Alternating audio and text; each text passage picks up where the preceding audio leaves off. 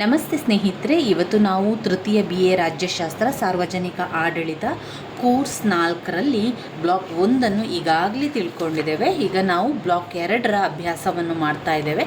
ಇದರಲ್ಲಿ ಘಟಕ 8ರಲ್ಲಿ ಇರುವಂತಹ ಒಂದು ಮುಖ್ಯವಾದ ಪ್ರಶ್ನೆಯ ವಿವರಣೆಯನ್ನು ತಿಳ್ಕೊಳ್ಳುವ. ಇದು ಇಲಾಖಾ ಸಂಘಟನೆಯ ಆಧಾರ ತತ್ವಗಳು. ಇಲಾಖಾ ಸಂಘಟನೆಯ ಆಧಾರ ತತ್ವಗಳು 15 ಅಂಕಕ್ಕೆ ಬಂದಿರುವಂತಹ ಪ್ರಶ್ನೆಗಳಲ್ಲಿ ಒಂದಾಗಿರುವಂಥದ್ದು. ಇಲಾಖಾ ಸಂಘಟನೆಯ ಆಧಾರ ತತ್ವಗಳ ಪಾಯಿಂಟ್ಸ್ಗಳು: 1 ಕಾರ್ಯ ಅಥವಾ ಉದ್ದೇಶ, 1 ಕಾರ್ಯ ಅಥವಾ ಉದ್ದೇಶ, 2 ಕಾರ್ಯವಿಧಾನ, 3 ಕಕ್ಷಿದಾರ ತತ್ವ, 4 ಭೌಗೋಳಿಕ ತತ್ವ. ನಾನು ಈ ರೀತಿ ಪಾಯಿಂಟ್ಸನ್ನು ಹೇಳಿದಾಗ ನೀವು ಕೂಡ ಆ ಪಾಯಿಂಟ್ಸನ್ನು ರಿಪೀಟ್ ಮಾಡಬೇಕು ಸ್ನೇಹಿತರೆ. ಆವಾಗ ನಮಗೆ ಆ ಪಾಯಿಂಟ್ಸ್ಗಳು ಪದೇ ಪದೇ ನೆನಪಲ್ಲಿ ಉಳಿಲಿಕ್ಕೆ ಕೂಡ ಸಹಾಯ ಆಗ್ತದೆ. ಇಲಾಖಾ ಸಂಘಟನೆಯ ಆಧಾರ ತತ್ವಗಳು: 1 ಕಾರ್ಯ ಅಥವಾ ಉದ್ದೇಶ, 2 ಕಾರ್ಯವಿಧಾನ, 3 ಕಕ್ಷಿದಾರ ತತ್ವ, 4 ಭೌಗೋಳಿಕ ತತ್ವ. ಯಾಕೆ ನಾನು ಪಾಯಿಂಟ್ಸನ್ನು ನೀವು ಕೂಡ ರಿಪೀಟ್ ಮಾಡಬೇಕು ಅಂತ ಹೇಳ್ತಾ ಇದ್ದೇನೆ ಅಂತ ಹೇಳಿದರೆ, ನಮಗೆ ಮುಖ್ಯವಾಗಿ ನೆನಪಲ್ಲಿ ಇಡಬೇಕಾಗಿರುವಂಥದ್ದು ಪಾಯಿಂಟ್ಸ್ಗಳು. ಇನ್ನು ವಿವರಣೆಯನ್ನು ನಿಮಗೆ ಎಷ್ಟು ಸಾಧ್ಯವೋ, ನಿಮಗೆ ಯಾವ ರೀತಿ ವಿವರಣೆಯನ್ನು ಕೊಡಲಿಕ್ಕೆ ಸಾಧ್ಯವೋ ಅದೇ ರೀತಿಯಲ್ಲಿ ಬರಿತಾ ಹೋಗಿ. ವಿವರಣೆಗೆ ಹೆಚ್ಚು ಚಿಂತೆಯನ್ನು ಮಾಡಬೇಡಿ. ಅದಕ್ಕೆ ಹೆಚ್ಚು ನೀವು ನನಗೆ ವಿವರಣೆ ಗೊತ್ತಾಗ್ತಾ ಇಲ್ಲ ಅಥವಾ ವಿವರಣೆಯನ್ನು ಓದಲಿಲ್ಲ ಎನ್ನುವಂತಹ ಒಂದು ಚಿಂತೆಯನ್ನು ಮಾಡಬೇಡಿ. ಆದಷ್ಟು ಒಮ್ಮೆ ಆದರೂ ಕೂಡ ಒಂದು ವಿವರಣೆಯನ್ನು ತಿಳ್ಕೊಳ್ಳಿ ಅಥವಾ ಕೇಳ್ಕೊಳ್ಳಿ. ಇಲಾಖಾ ಸಂಘಟನೆಯ ಆಧಾರ ತತ್ವ ಅಂತ ಪ್ರಶ್ನೆ ಬಂದಾಗ ನೀವು ಈ 4 ಪಾಯಿಂಟ್ಸ್ಗಳನ್ನು ಬರೀಬೇಕು. ಈ 4 ಪಾಯಿಂಟ್ಸ್ ಬರೀಬೇಕು ಅಂತ ಹೇಳಿದರೆ ಆ ಪಾಯಿಂಟ್ಸ್ಗಳು ನಿಮಗೆ ನೆನಪಲ್ಲಿ ಬರಬೇಕು. ನೆನಪಿಗೆ ಬರಬೇಕು ಅಂತ ಹೇಳಿದರೆ 2-3 ಬಾರಿ ನೀವು ಪಾಯಿಂಟ್ಸ್ಗಳನ್ನು ಹೇಳ್ಕೊಳ್ಬೇಕು. ಪಾಯಿಂಟ್ಸ್ಗಳನ್ನು ಹೇಳ್ಕೊಂಡ್ರೆ ಆ ಪಾಯಿಂಟ್ಸ್ಗಳು ನೆನಪಿಗೆ ಬರ್ತದೆ. ಈಗ ಇಲಾಖಾ ಸಂಘಟನೆಯ ಆಧಾರ ತತ್ವಗಳು ಅಂತ ಬಂದಾಗ ಕಾರ್ಯ ಅಥವಾ ಉದ್ದೇಶ, ಕಾರ್ಯದ ವಿಧಾನ, ಕಕ್ಷಿದಾರರ ತತ್ವ, ಭೌಗೋಳಿಕ ತತ್ವ ಎನ್ನುವಂಥ ಪಾಯಿಂಟ್ಸ್ ನೆನಪಲ್ಲಿ ಇಟ್ಕೊಳ್ಬೇಕು. ಮೊದಲಿಗೆ ಪಾಯಿಂಟ್ಸ್ ಪೀಠಿಕೆಯನ್ನು ನೋಡ್ತಾ ಹೋಗುವ. ಇಲಾಖಾ ಸಂಘಟನೆ ಅಥವಾ ವ್ಯವಸ್ಥೆ ಅಂದರೆ ಏನು? ಅದು ಒಂದು ನಿರ್ದಿಷ್ಟ ಉದ್ದೇಶಕ್ಕಾಗಿ ಒಂದು ಕಾರ್ಯವನ್ನು ವಿವಿಧ ಘಟಕಗಳಾಗಿ ವಿಭಜಿಸುವಂತಹ ಒಂದು ವಿಧಾನ. ಒಂದು ವ್ಯವಸ್ಥೆಯನ್ನು ರಚಿಸುವ ಮೊದಲು ಈ ವ್ಯವಸ್ಥೆಯ ಕಾರ್ಯಗಳನ್ನು ಯಾವ ಆಧಾರದ ಮೇಲೆ ವಿಭಜಿಸಲಾಗಿದೆ ಎಂಬುದನ್ನು ತಿಳಿಯುವುದು ಅತ್ಯವಶ್ಯಕವಾಗಿದೆ. ಈ ತತ್ವಗಳು ಯಾವುದು ಅಂತ ಹೇಳಿದರೆ ಕಾರ್ಯ, ಕೌಶಲ, ಕಕ್ಷಿಗಾರ ಮತ್ತು ಭೌಗೋಳಿಕ ತತ್ವಗಳು. ಇಲಾಖೆ ಅಂತ ಹೇಳಿದರೆ ಒಂದು ಬೃಹತ್ ಆಡಳಿತ ವ್ಯವಸ್ಥೆಯಲ್ಲಿ ಒಂದು ಸಣ್ಣ ಭಾಗವಾಗಿರುವಂಥದ್ದು. ಈಗ ಒಂದು ಆಡಳಿತ ಅಂತ ಮಾಡ್ತಾ ಇದ್ದಾರೆ ಅಂತ ಹೇಳಿದರೆ ಅದರಲ್ಲಿ ಅನೇಕ ಇಲಾಖೆಗಳಿರುವಂಥದ್ದು. ಅದೇ ರೀತಿ ಇಲಾಖೆ ಎನ್ನುವಂಥದ್ದು ಒಂದು ಬೃಹತ್ ಆಡಳಿತ ವ್ಯವಸ್ಥೆಯಲ್ಲಿ ಒಂದು ಸಣ್ಣ ಭಾಗವಾಗಿರುವಂಥದ್ದು, ಅದುವೇ ಇಲಾಖೆ. ಇನ್ನು ಇಲಾಖಾ ಆಂತರಿಕ ಸಂಘಟನೆ ಅಂತ ಬಂದಾಗ ಇಲಾಖೆಯ ಆಂತರಿಕ ಸಂಘಟನೆಯಲ್ಲಿ ಉನ್ನತ ಕಾರ್ಯನಿರ್ವಾಹಕ, 2 ಮಧ್ಯಮ ನಿರ್ವಾಹಕ, 3 ಕೆಳದರ್ಜೆಯ ಸಿಬ್ಬಂದಿಗಳು ಯಾರೆಲ್ಲ ಇದ್ದಾರೆ ಎನ್ನುವಂಥದ್ದು. ಇಲಾಖಾ ಆಂತರಿಕ ಒಂದು ಸಂಘಟನೆ ಅಂತ ಬಂದಾಗ ಆ ಒಂದು ಸಂಘಟನೆಯಲ್ಲಿರುವಂತಹ ಸುವ್ಯವಸ್ಥಿತವಾಗಿರುವಂತಹ ಪ್ರತಿಯೊಂದು ಇಲಾಖೆಯಲ್ಲಿ ಸಾಮಾನ್ಯವಾಗಿ 3 ಹಂತಗಳಿರ್ತದೆ. ಅದರಲ್ಲಿ ಮುಖ್ಯವಾಗಿ ಒಂದು ಇಲಾಖೆ ಅಂತ ಬಂದಾಗ ಅದರಲ್ಲಿ ಯಾರೆಲ್ಲ ಇರ್ತಾರೆ? ಮೊದಲನೇದಾಗಿ ಉನ್ನತ ಕಾರ್ಯನಿರ್ವಾಹಕ ಮಾಡುವವರು ಇರ್ತಾರೆ. ಅದಾದ ನಂತರ ಮಧ್ಯಮ ಕಾರ್ಯನಿರ್ವಾಹಕರು ಇರ್ತಾರೆ. 3ನೇಯದಲ್ಲಿ ಕೆಳದರ್ಜೆಯ ಸಿಬ್ಬಂದಿ ವರ್ಗದವರು ಕೂಡ ಇರುವಂಥದ್ದು. ಈ ಉನ್ನತ ಕಾರ್ಯನಿರ್ವಾಹಕರು ಈ ಹಂತದಲ್ಲಿ ರಾಜಕೀಯ ಮತ್ತು ಆಡಳಿತ ವರ್ಗದ ಅಧಿಕಾರಿಗಳಿರುತ್ತಾರೆ. ಉದಾಹರಣೆಗೆ ಭಾರತದಲ್ಲಿ ರಾಜಕೀಯ ಭಾಗದಲ್ಲಿ ಇಲಾಖೆಯ ಮುಖ್ಯಸ್ಥರಾದಂತಹ ಮಂತ್ರಿಗಳು, ರಾಜ್ಯ ಮಂತ್ರಿಗಳು, ಉಪಮಂತ್ರಿಗಳು ಕೂಡ ಇರ್ತಾರೆ. ಆಡಳಿತ ಭಾಗದಲ್ಲಿ ಇಲಾಖೆಯ ಕಾರ್ಯದರ್ಶಿಗಳು ಕೂಡ ಇರ್ತಾರೆ. ಆಡಳಿತ ಭಾಗದಲ್ಲಿ ಇಲಾಖೆಯ ಕಾರ್ಯದರ್ಶಿಗಳು, ಸಹ ಕಾರ್ಯದರ್ಶಿಗಳು, ಉಪಕಾರ್ಯದರ್ಶಿಗಳು ಕೂಡ ಇರ್ತಾರೆ. ಉನ್ನತ ಕಾರ್ಯನಿರ್ವಾಹಕ ಹಂತದ ಕಾರ್ಯ ಮುಖ್ಯವಾಗಿ ನಿರ್ದೇಶನ ಮತ್ತು ನಿಯಂತ್ರಣಕ್ಕೆ ಸಂಬಂಧಿಸಿದೆ. ಉದಾಹರಣೆಯಾಗಿ ನೋಡುವುದಾದರೆ ಯೋಜನೆ ಸಮನ್ವಯಗೊಳಿಸುವುದು, ಕಾರ್ಯಕ್ರಮಗಳನ್ನು ರೂಪಿಸುವುದು, ಸಂಘಟನೆ, ಮೇಲ್ವಿಚಾರಣೆ, ವರದಿ ಸಲ್ಲಿಸುವುದು ಮುಂತಾದ ಹಲವಾರು ಕಾರ್ಯಗಳನ್ನು ನಿರ್ವಹಿಸುತ್ತದೆ. ಇದನ್ನು ಸಲಹಾ ವರ್ಗವೆಂದು ಹೆಸರಿಸಲಾಗಿದೆ. ಒಂದು ದೊಡ್ಡ ಇಲಾಖೆಯ ಉನ್ನತ ಮಟ್ಟದ ನಿರ್ವಹಣಾಂಗವು ದೈನಂದಿನ ಕಾರ್ಯಗಳೊಂದಿಗೆ ಶಾಸಕಾಂಗ, ಪತ್ರಿಕೆಗಳು, ಸಾರ್ವಜನಿಕರಿಗೆ ಟಿಪ್ಪಣಿ, ವರದಿ ಮತ್ತು ಸುದ್ದಿ ತಯಾರು ಮಾಡಬೇಕು. ಇಲಾಖೆಯಲ್ಲಿ ಆಂತರಿಕವಾಗಿ ಮತ್ತು ಅಂತರ್ ಇಲಾಖಾ ಅಭಿಕರಣಗಳಲ್ಲಿ ಸಮನ್ವಯವೇರ್ಪಡಿಸಬೇಕು. ಅಲ್ಲದೆ ಆಡಳಿತ ನಿರ್ವಹಣೆಯಲ್ಲಿ ಉನ್ನತ ನಿರ್ವಾಹಕರು ತಮ್ಮ ಕೆಳಗಿನ ಕಾರ್ಯನಿರತರ ಸೇವಕರ ನಡುವೆ ಸೇತುವೆಯಂತೆ ಕಾರ್ಯನಿರ್ವಹಿಸಬೇಕು. ಎರಡನೇದಾಗಿ ಮಧ್ಯಮ ನಿರ್ವಾಹಕ ಹಂತ. ಇದು ವಿಶಾಲವಾದ ಕ್ಷೇತ್ರ. ಇದು ವಿಭಿನ್ನವಾದ ಕಾರ್ಯಗಳನ್ನು ಕೂಡ ಹೊಂದಿದೆ. ಇದು ಸಾಮಾನ್ಯವಾಗಿ ವಿಭಾಗ ಅಧಿಕಾರಿಗಳು, ಶಾಖೆಗಳ ಅಧಿಕಾರಿಗಳು, ಅಧೀನ ಕಾರ್ಯಾಲಯಗಳ ಮತ್ತು ಇಲಾಖೆಗಳ ಮುಖ್ಯಸ್ಥರು, ಸಾರ್ವಜನಿಕ ಸಂಬಂಧದ ಅಧಿಕಾರಿಗಳು ಮುಂತಾದ ಹಲವಾರು ಅಧಿಕಾರಗಳನ್ನು ಕೂಡ ಒಳಗೊಂಡಿರ್ತಾರೆ. ಇನ್ನು ಇದರಲ್ಲಿ ನಾವು ನೋಡಿದರೆ ಕೆಳದರ್ಜೆಯ ಸಿಬ್ಬಂದಿ. ಕೆಳದರ್ಜೆಯ ಸಿಬ್ಬಂದಿ ಅಂತ ಬಂದಾಗ ಇಲ್ಲಿ 2 ಹಂತಗಳಿಂದಲೂ ಕೂಡ ವಿಶಾಲವಾಗಿದ್ದು ಇವುಗಳನ್ನು ಮಾನವ ದೇಹದ ಕೈ ಕಾಲುಗಳಿಗೆ ಹೋಲಿಸುತ್ತಾರೆ. ಅಂದರೆ ಈ ಒಂದು ಕೆಳದರ್ಜೆಯ ಸಿಬ್ಬಂದಿಗಳಿಲ್ಲದೆ ಇಲಾಖೆಗಳು ಕಾರ್ಯನಿರ್ವಹಿಸಲು ಸಾಧ್ಯವಿಲ್ಲ. ಸೇವಾಧಾರಿತ ಇಲಾಖೆಗಳು ಅನೇಕ ಬಗೆಯ ಸಿಬ್ಬಂದಿಗಳನ್ನು ಕೂಡ ಹೊಂದಿರುತ್ತದೆ. ಈ ಹಂತದ ಸಿಬ್ಬಂದಿಗಳು ಮೇಲಿನ ಹಂತದಲ್ಲಿ ಕೈಗೊಂಡ ತೀರ್ಮಾನಗಳನ್ನು ಕಾರ್ಯಗತಗೊಳಿಸುತ್ತದೆ. ಇಲಾಖೆಯ ಗುರಿ, ನೀತಿ, ನಿಯಮಗಳು ಕಾರ್ಯಗತವಾಗಲು ಸಹಕಾರ ನೀಡುತ್ತದೆ. ಇದು ಕೆಳದರ್ಜೆಯ ಸಿಬ್ಬಂದಿಗಳಲ್ಲಿ ಕಾಣುವಂಥದ್ದು. ಇನ್ನು ಇಲಾಖಾ ಸಂಘಟನೆಯ ಆಧಾರ ತತ್ವಗಳನ್ನು ನೋಡಬೇಕು. ಇಲಾಖಾ ಸಂಘಟನೆಯ ಆಧಾರ ತತ್ವಗಳೇನು? ಇಲಾಖಾ ಸಂಘಟನೆಯ ಆಧಾರ ತತ್ವಗಳು ಅಂತ ಬಂದಾಗ ಈ ಒಂದು ಸಂಘಟನೆಯ ತತ್ವಗಳು 15 ಅಂಕಕ್ಕೆ ಬಂದಾಗ 4 ಪಾಯಿಂಟ್ಸ್ಗಳನ್ನು ನೆನಪಲ್ಲಿಟ್ಕೊಳ್ಳಿ. 1 ಕಾರ್ಯ ಅಥವಾ ಉದ್ದೇಶ, 2 ಕಾರ್ಯವಿಧಾನ, 3 ಕಕ್ಷಿದಾರರು ಅಥವಾ ಸಾಮಗ್ರಿ, 5 ಪ್ರದೇಶ ಅಥವಾ ಭೌಗೋಳಿಕ. ಈಗ ಮೊದಲನೇ ಪಾಯಿಂಟ್ಸಿಂದ ಅದರ ಸ್ವಲ್ಪ ವಿವರಣೆಯನ್ನು ತಿಳಿತಾ ಹೋಗುವ ಸ್ನೇಹಿತರೆ.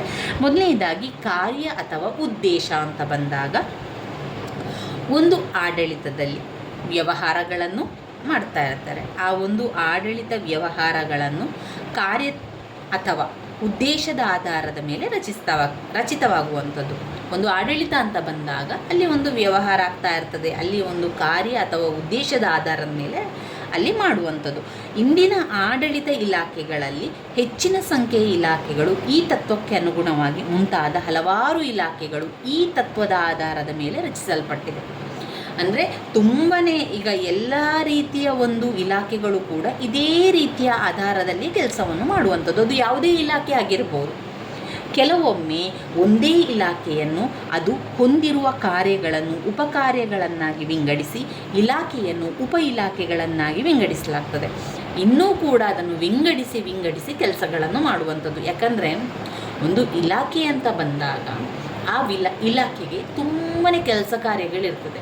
ಅದನ್ನು ಒಬ್ಬನೇ ಒಬ್ಬ ಅಧಿಕಾರಿ ಇಟ್ಕೊಂಡು ಮಾಡಲಿಕ್ಕೆ ಅಸಾಧ್ಯ, ಅಥವಾ ಅಷ್ಟು ಕೆಲಸಗಳನ್ನು ಒಬ್ಬನೇ ಮಾಡ್ತೇನೆ ಅಂತ ಹೊರಟ್ರೆ ಅದು ಆಗಲಿಕ್ಕಿಲ್ಲ. ಅಂಥ ಸಂದರ್ಭದಲ್ಲಿ ಇಲ್ಲಿ ಒಂದು ಇಲಾಖೆ ಅಂತ ಬಂದಾಗ ಅವರೇನು ಮಾಡ್ತಾರೆ, ಬೇರೆ ಬೇರೆ ಉಪಕಾರ್ಯಗಳನ್ನು ಮಾಡಲಿಕ್ಕೆ ಬೇರೆ ಆಗಿ ಉಪಕಾರ್ಯಗಳನ್ನಾಗಿ ವಿಂಗಡಿಸಿ ಇಲಾಖೆಯನ್ನು ಉಪ ಇಲಾಖೆಗಳನ್ನಾಗಿ ಕೂಡ ವಿಂಗಡಿಸಲಾಗ್ತದೆ.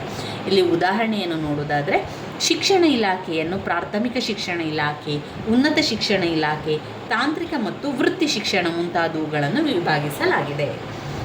ಅನುಕೂಲತೆಗಳೇನು? ಇದರ ಅನುಕೂಲಗಳೇನು?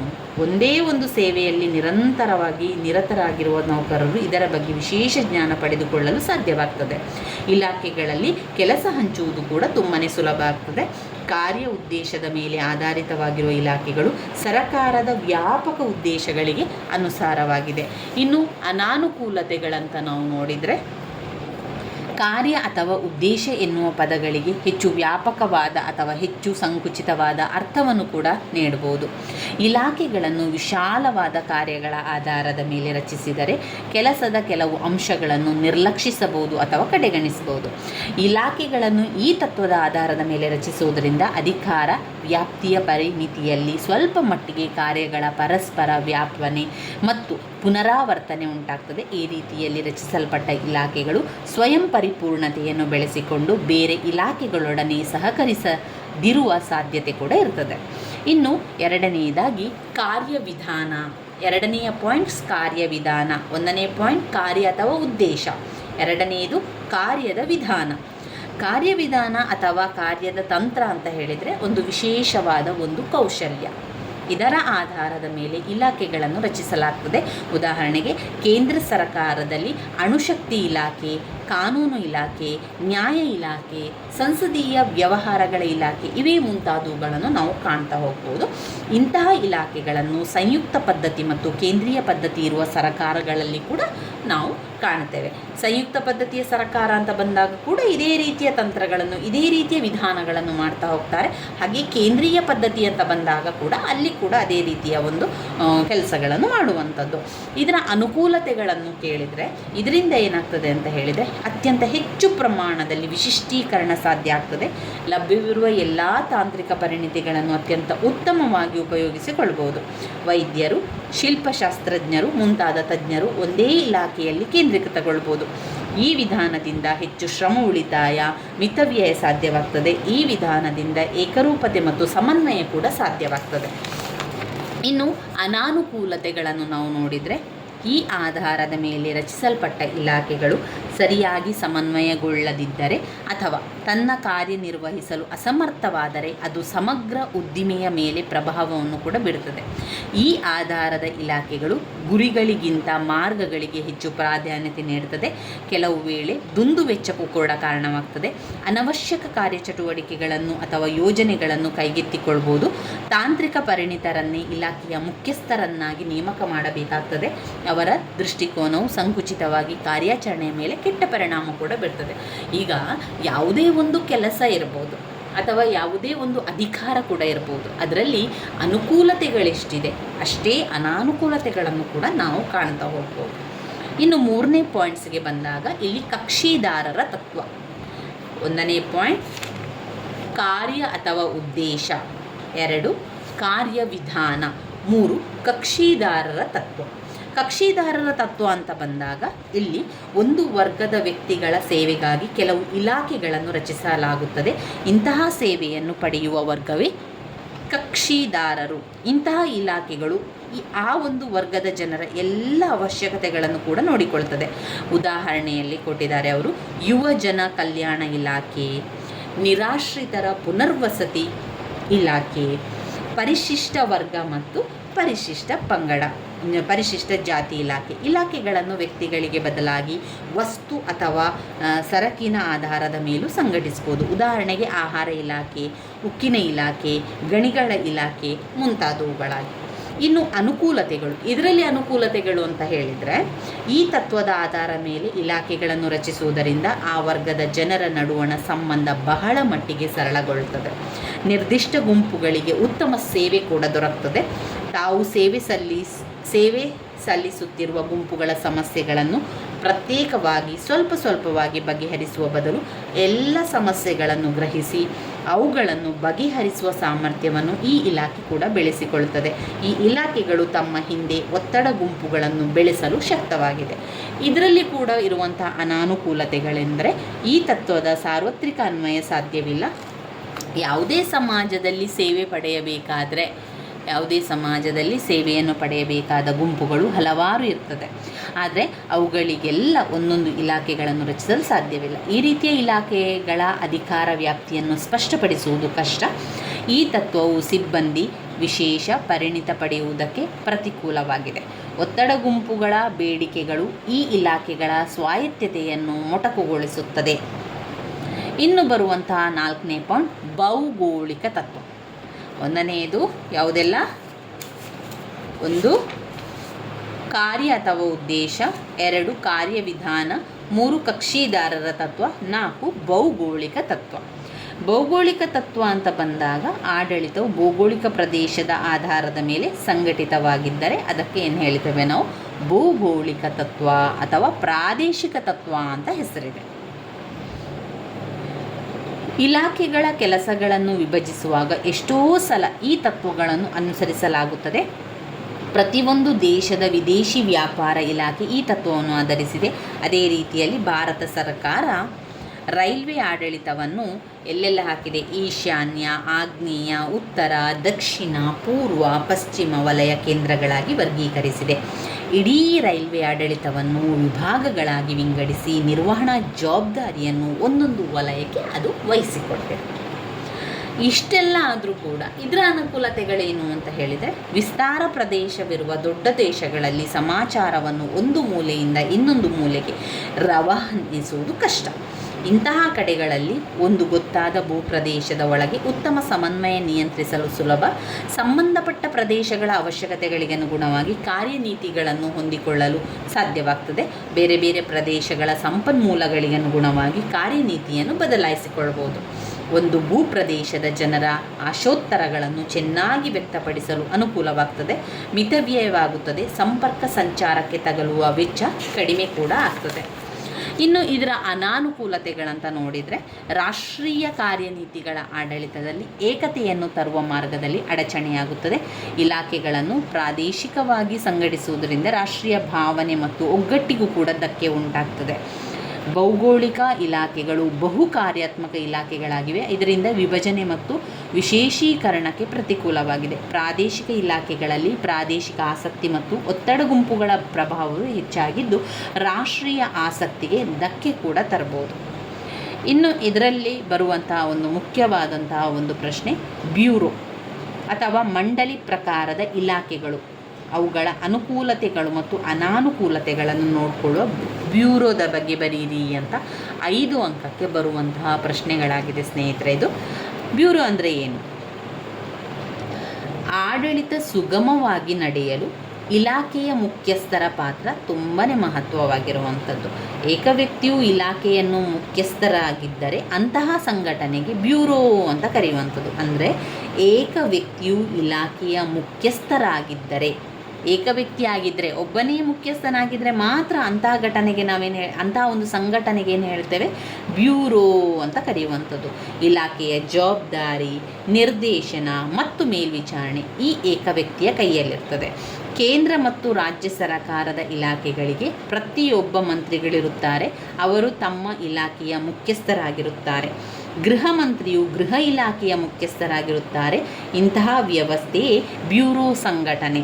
ಒಂದು ವೇಳೆ ಇಲಾಖೆಗೆ ನಿರ್ದೇಶನ, ಮೇಲ್ವಿಚಾರಣೆ ಮಾಡುವ ಅಧಿಕಾರ ಬಹಳ ವ್ಯಕ್ತಿಯ ಕೈಯಲ್ಲಿದ್ದರೆ ಅದಕ್ಕೆ ಬಹುಮುಖ್ಯಸ್ಥರು ಅಥವಾ ಮಂಡಳಿ ಎಂದು ಕರೆಯಲಾಗ್ತದೆ. ಭಾರತವು ಕೇಂದ್ರ ಆದಾಯ ಮಂಡಳಿ ಹೊಂದಿದೆ. ಅದು ಆದಾಯ ತೆರಿಗೆ, ಸುಂಕಗಳು, ಅಬಕಾರಿ ಇಲಾಖೆಗಳನ್ನು ನಿಯಂತ್ರಿಸುತ್ತದೆ.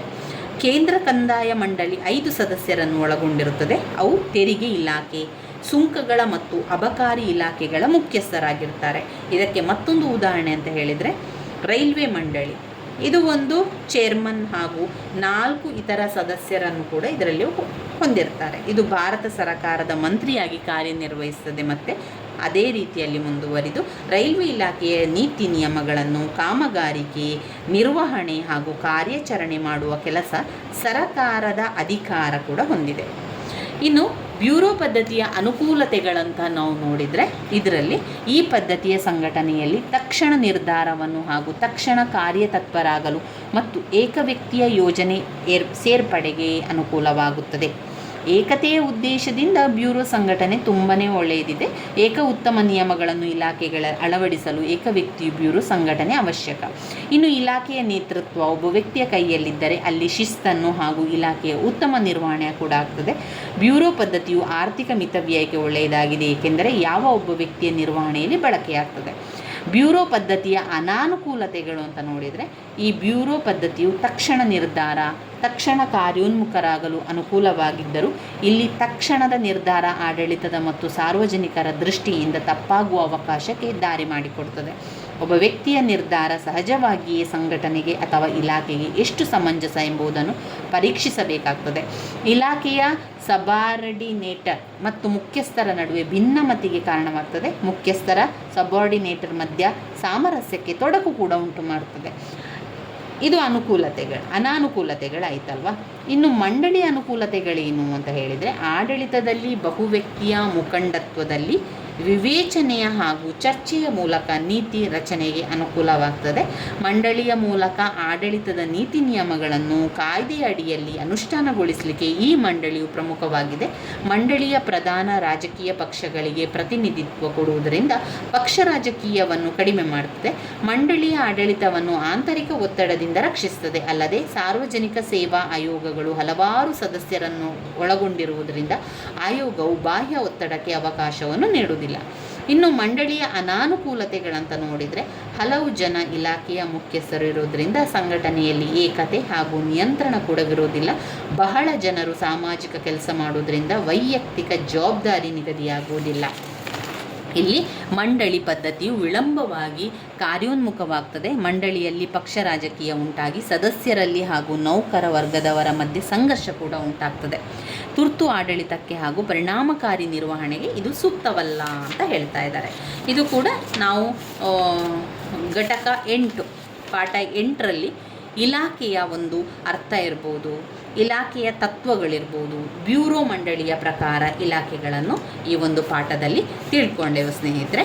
ನಾವು ಮುಂದಿನ ಒಂದು ಪಾಠ ಅಂತ ಬಂದಾಗ ಅದರಲ್ಲಿ ಸಾರ್ವಜನಿಕ ನಿಗಮಗಳ ಲಕ್ಷಣಗಳನ್ನು ತಿಳ್ಕೊಳ್ಬೇಕು. ಯಾಕೆ ಅಂತ ಹೇಳಿದರೆ ಈ ಒಂದು ಪ್ರಶ್ನೆ 10 ಅಂಕಕ್ಕೆ 2-3 ಪ್ರಶ್ನೆ ಪತ್ರಿಕೆಗಳಲ್ಲಿ ಕೇಳಿದ್ದಾರೆ. ಸಾರ್ವಜನಿಕ ನಿಗಮಗಳ ಲಕ್ಷಣಗಳು. ಪ್ರತಿಯೊಂದು ಪಾಠದಲ್ಲಿ ಒಂದು ಪ್ರಶ್ನೆ ತುಂಬಾ ಮುಖ್ಯವಾಗಿರುವಂಥ ಪ್ರಶ್ನೆಗಳಿರ್ತದೆ. ಆ ಒಂದು ಪ್ರಶ್ನೆಗಳ ಪಾಯಿಂಟ್ಸ್ಗಳನ್ನು ನೀವು ಸರಿಯಾಗಿ ಕಲಿತುಕೊಂಡ್ರೆ ನಿಮಗೆ ಪರೀಕ್ಷೆಯ ಸಮಯದಲ್ಲಿ ಏನೂ ಕಷ್ಟ ಆಗೋದಿಲ್ಲ ಸ್ನೇಹಿತರೆ. ಪದೇ ಪದೇ ಈ ಪಾಯಿಂಟ್ಸ್ಗಳೇ ಯಾಕೆ ಬೇಕು ಅಂತ ಹೇಳಿದರೆ ನಮಗೆ ಎಲ್ಲದಕ್ಕೂ ಕೂಡ ಉತ್ತರವನ್ನು ಬರಿತಾ ಹೋಗಲಿಕ್ಕೆ ಸಾಧ್ಯ ಆಗ್ತದೆ. ವಿವರಣೆಗಳನ್ನು ನಿಮಗೆ ಎಷ್ಟು ಸಾಧ್ಯವೋ ಆ ಪಾಯಿಂಟ್ಸ್ಗೆ ತಕ್ಕಂತೆ ಏನು ವಿವರಿಸ್ಬೋದು ಅದನ್ನು ವಿವರಿಸ್ತಾ ಹೋಗಿ. ಒಮ್ಮೆ ಆ ಪಾಯಿಂಟ್ಸಿನ ವಿವರಣೆಯನ್ನು ಕೇಳಿಕೊಂಡ್ರೆ ನಂತರ ಅದರಲ್ಲಿ ಸ್ವಲ್ಪ ವಿಚಾರಗಳಾದರೂ ನಮಗೆ ನೆನಪಲ್ಲಿ ಇರ್ತದೆ. ಅಂಥ ಸಂದರ್ಭದಲ್ಲಿ ಅದನ್ನೇ ನಾವು ಬರಿತಾ ಹೋದರೆ ಆಯಿತು. ಇಲ್ಲಿ ಇನ್ನು ಮುಂದಿನ ವಿಡಿಯೋದಲ್ಲಿ ನಾವೇನು ಮಾಡುವ, ಸಾರ್ವಜನಿಕ ನಿಗಮಗಳ ಲಕ್ಷಣಗಳ ಬಗ್ಗೆ ತಿಳ್ಕೊಳ್ತಾ ಹೋಗುವ. ಸಾರ್ವಜನಿಕ ನಿಗಮಗಳ ಲಕ್ಷಣಗಳು ಕೂಡ ತುಂಬಾ ಇಂಪಾರ್ಟೆಂಟ್ ಆಗಿರುವಂಥದ್ದು. ಇದು ಬ್ಲಾಕ್ 2ರಲ್ಲಿ ಬಂದಿರುವಂತಹ ಪ್ರಶ್ನೆ ನೋಡಿ. ಸಾರ್ವಜನಿಕ ನಿಗಮದ ಅರ್ಥ ಮತ್ತು ಲಕ್ಷಣಗಳು ಬ್ಲಾಕ್ 2ರಲ್ಲಿ ಬಂದಿರುವಂಥ ಮುಖ್ಯವಾದ ಪ್ರಶ್ನೆಗಳು ಎಲ್ಲವನ್ನು ಕೂಡ ನೋಡ್ತಾ ಹೋಗುವ. ನನ್ನ ವೀಡಿಯೋಸ್ ಎಲ್ಲ ನಿಮಗೆ ಇಷ್ಟ ಆಗ್ತಾ ಇದ್ದರೆ ಲೈಕ್ ಕೊಡಿ, ಶೇರ್ ಮಾಡಿ, ಸಬ್ಸ್ಕ್ರೈಬ್ ಮಾಡಲಿಕ್ಕೆ ಮರಿಬೇಡಿ ಸ್ನೇಹಿತರೆ. ಇನ್ನಷ್ಟು ವಿಚಾರಗಳನ್ನು ನಾವು ತಿಳಿತಾ ಹೋಗುವ. ಧನ್ಯವಾದಗಳು.